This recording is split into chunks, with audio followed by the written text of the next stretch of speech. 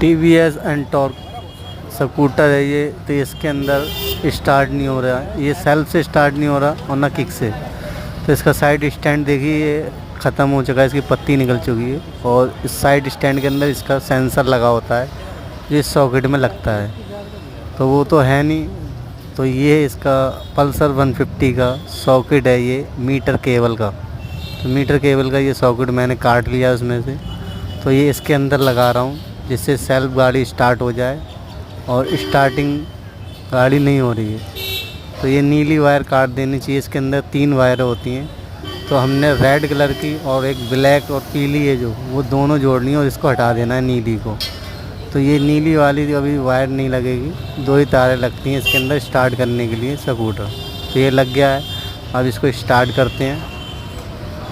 तो ये देखिए स्टार्ट हो गया है। तो ये प्रॉब्लम थी, तो इससे स्टार्ट नहीं होती।